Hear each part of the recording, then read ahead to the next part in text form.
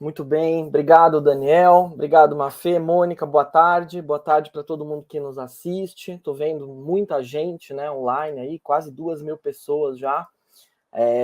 Então, né, quero dizer assim, né, eu sou um pesquisador, eu estudo desigualdades educacionais, né, é basicamente o que eu estudo. Então, foi exatamente nessa perspectiva de estudar desigualdades educacionais que eu me aproximei da reforma do ensino médio, porque, como a Mônica já antecipou, né, a reforma do ensino médio é isso, ela tem um desenho, uma concepção, né, que ela não tem outro caminho, né, a não ser gerar desigualdades, né? A gente tem que, claro, lembrar que a reforma do ensino médio, Mônica falou, da medida provisória 746, né, do governo do Michel Temer, um governo com baixíssima legitimidade social, e ela não estava sozinha, né? A reforma do ensino médio, ela tinha ali ao lado dela outras duas reformas regressivas, né? A reforma trabalhista e a reforma da Previdência, né? E essas três reformas antipovo, né, elas são derivadas de uma outra reforma, que é a Emenda Constitucional 95, né?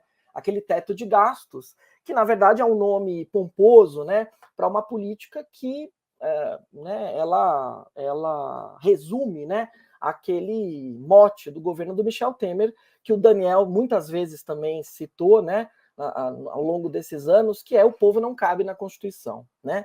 Pois muito bem, então nesse sentido, gente, a reforma do ensino médio, que ela ganha esse nome fantasia, né, de novo ensino médio, né, para trazer essa ideia, né, de alguma coisa moderna, né, inovadora e tal, ela é uma política antipovo, né? Então, bom, né, quem está aí, né, nos assistindo, está na escola, né, é professor, é diretor, é diretora, é estudante, é mãe, é pai, sabe muito bem, né, que essa reforma do ensino médio, embora venha toda acompanhada de adjetivos maravilhosos, né, surpreendente, revolucionário, inovador, né, tinha uma propaganda do governo Bolsonaro que mostrava isso, né, os jovens assim indo para uma sala de cinema encantados, né, com a reforma. Pois bem, essa reforma ela não está acompanhada de construção de sala de aula, de reforma de escola, de melhoria de condições de trabalho e de salário de professores, melhoria de carreira de professores, políticas de permanência para garantir que aquele estudante trabalhador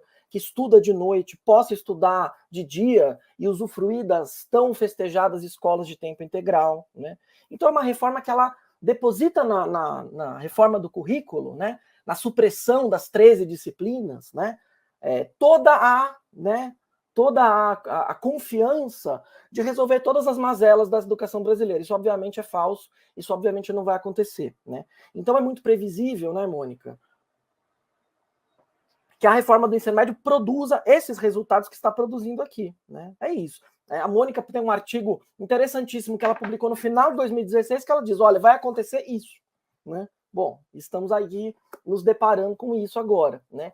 Então, o que eu tenho feito, né, junto com essa rede, a Rede Escola Pública e Universidade? Bom, nós estamos indo, de fato, procurar evidências da tragédia, porque a gente sabe que a tragédia está ocorrendo, né?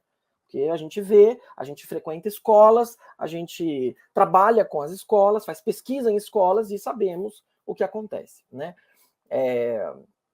E mais do que isso, né? Mônica já disse, temos aí um grupo muito grande, né, de organizações privadas, de institutos e fundações empresariais financiadas por bilionários, né, que estão muito interessados, né, em formatar a educação dos mais pobres no país, né? Eu acho que as pessoas que vão vir depois de mim vão ter bastante a dizer sobre isso, né?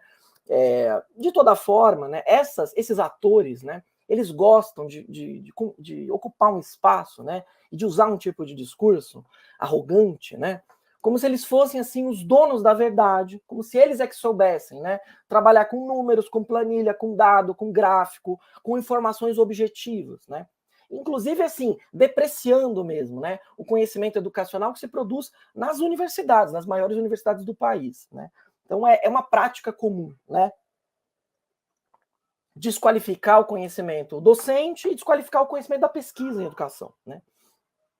Bom, então a nossa modesta contribuição nesse debate, como rede de pesquisa que somos, né, a REPU, é trabalhar nesse campo discursivo, no campo discursivo das evidências científicas. Então vamos estudar, vamos ver o que a reforma do ensino médio produz, né? Para a gente começar a falar, então, no mesmo campo de diálogo, não é? Então, as fundações não têm toda a salvação, né? Todas as soluções para o país, e o ministro da Educação, que é tão ideologicamente alinhado com essas fundações, também não fala em meritocracia, né? Quer dizer, logo no início do mandato, o ministro da Educação falando em meritocracia, né? Quer dizer, um conceito que foi desacreditado pela ciência social em meados dos anos 1960, né, gente?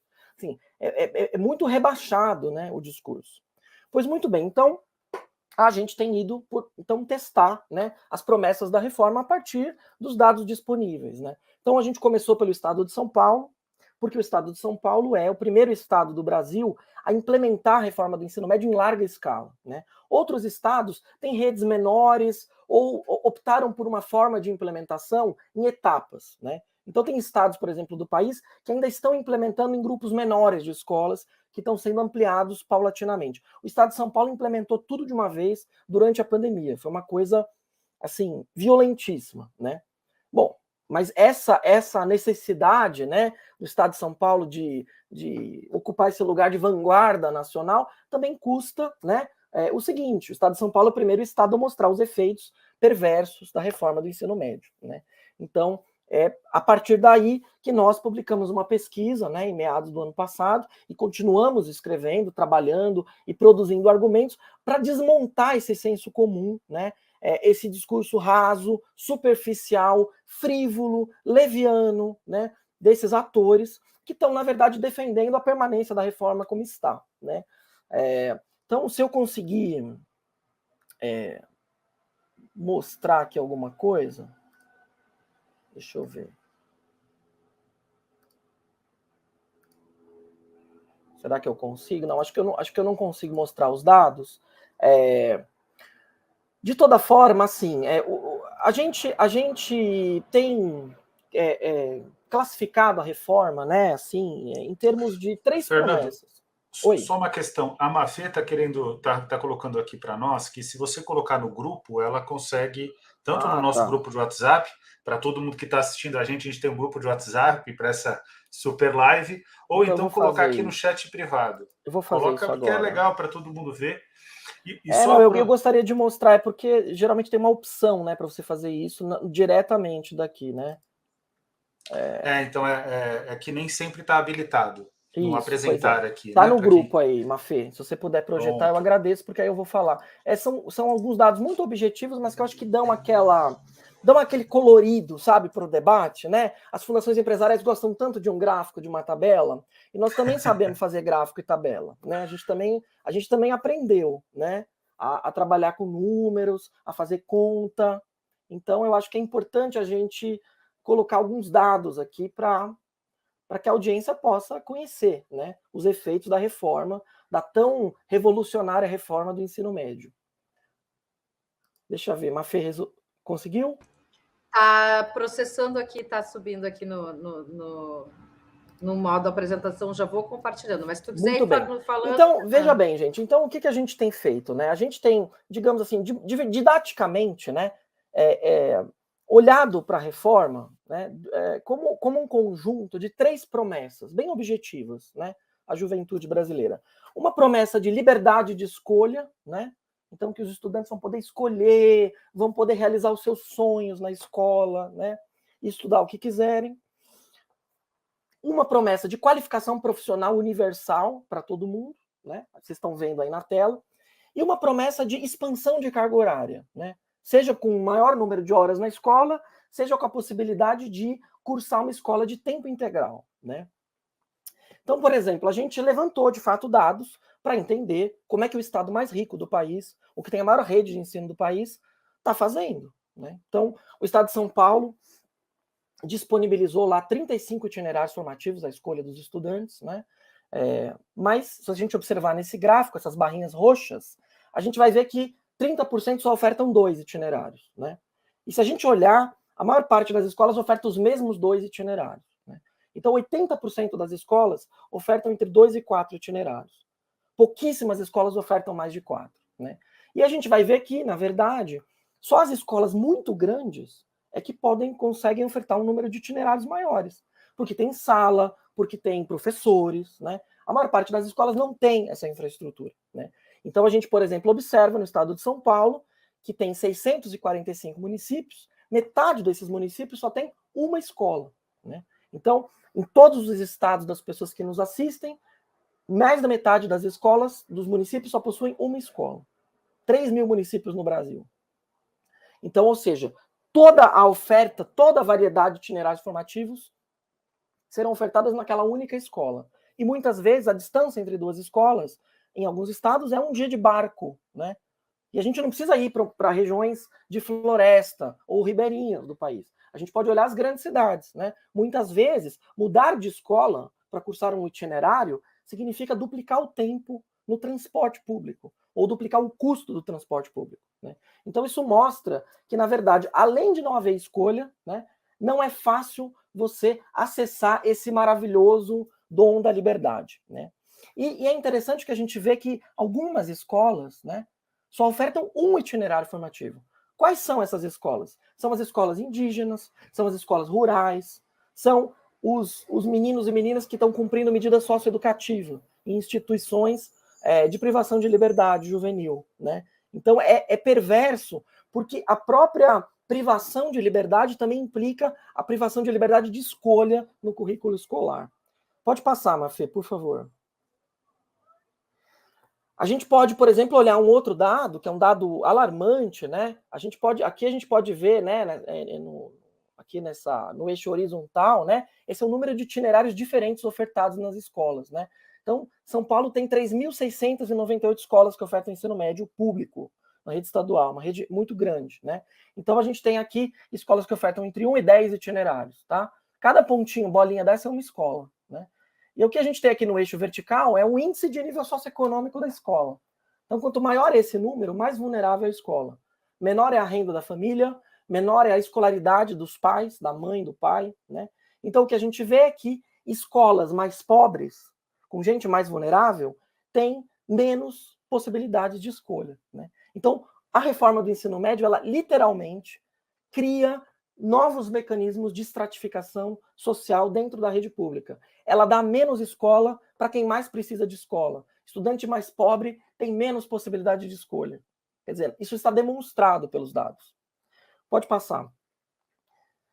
Tem um outro efeito que a gente tem observado, que é a falta de professores, né? Isso tá acontecendo em todos os estados do país, né? Mas nós levantamos isso para o estado de São Paulo no ano passado e nós observamos que no final do semestre, do primeiro semestre do ano, 1/5 dos alunos não tinham aulas nos itinerários formativos por falta de professores. Na média, né, os alunos ficam um dia por semana sem aula por falta de professores. À noite e à tarde, os alunos ficam em média 1 dia e meio por semana sem aulas por falta de professores. Quer dizer, então, os estudantes que trabalham, que estão nos períodos vespertino e noturno, são mais prejudicados também. Então, a reforma cria também aqui desigualdades. Quem tem menos professor é quem precisa estudar nos períodos vespertino e noturno, né? Ou seja, cada efeito que a gente observa perverso para a reforma do ensino médio afeta de maneira pior quem já é mais pobre, quem já é mais vulnerável. Pode passar? E aí eu trouxe um quadrinho interessante, um dado novo, né, para vocês conhecerem. Por quê, né? Porque à medida que a gente avança nesse debate, né, Daniel, a gente tem aqui artigos aparecendo de fundações empresariais, de gente, né, Kátia Smoley, do Instituto Reúna, que vem trazendo argumentos, né, e culpando a implementação da reforma, né, dizendo, olha, isso que vocês estão apontando são coisas graves, né? Claro, não podem negar os dados, né? Mas isso são efeitos da implementação que não está boa, né? Que não está funcionando direito. Eu recuso isso, né? Recuso isso. Acho que não é um problema de implementação, é um problema de concepção, né? O aprofundamento de desigualdades não é um efeito secundário, é um efeito principal da reforma. E aí é muito interessante olhar para esse quadro, né? Porque ele vai mostrar quantas secretarias de educação estão trabalhando em parceria com esses mesmos institutos empresariais que vêm agora na imprensa culpar precisamente a implementação, né? Mas são eles mesmos que estão implementando a reforma nos estados.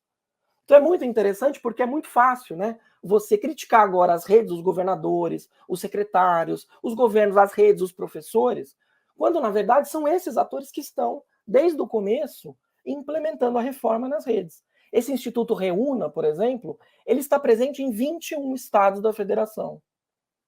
Né? Essa Itaú Educação e Trabalho em 15 estados da federação. Né? Instituto de Corresponsabilidade pela Educação, 14 estados. Né? Então são esses atores que estão assessorando, dando curso, produzindo material. Né? E se vocês forem procurar, por exemplo, quem financia o Instituto Reúna? Vocês vão ver lá, a Fundação Lehman financia. O iFood financia. Né? A própria Fundação Itaú Educação e Trabalho financia. Né? Então, o iFood, vejam vocês, o iFood apoia a elaboração dos materiais didáticos de orientação aos professores para o novo ensino médio em São Paulo.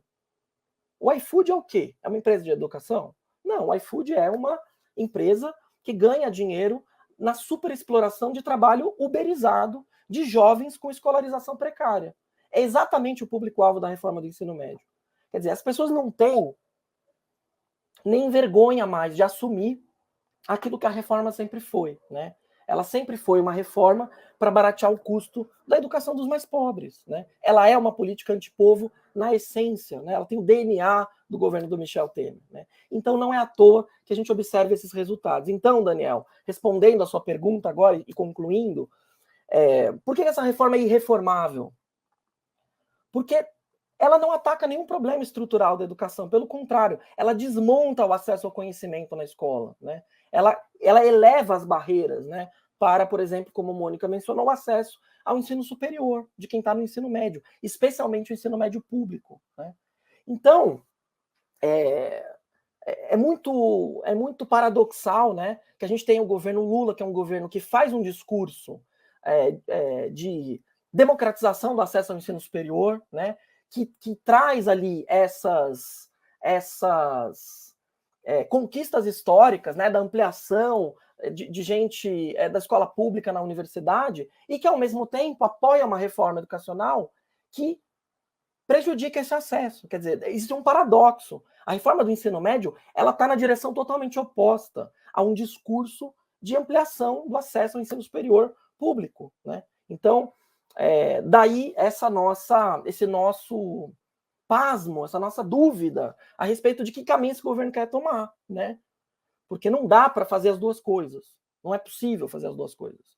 Ou a gente abraça o programa educacional do Michel Temer, ou a gente abraça um programa educacional que amplia direitos e que realiza o direito à educação como as pessoas, a população brasileira merece. Acho que é isso, fico à disposição para a gente conversar. Estou por aí, leiam a coluna na carta e revoga nem, gente.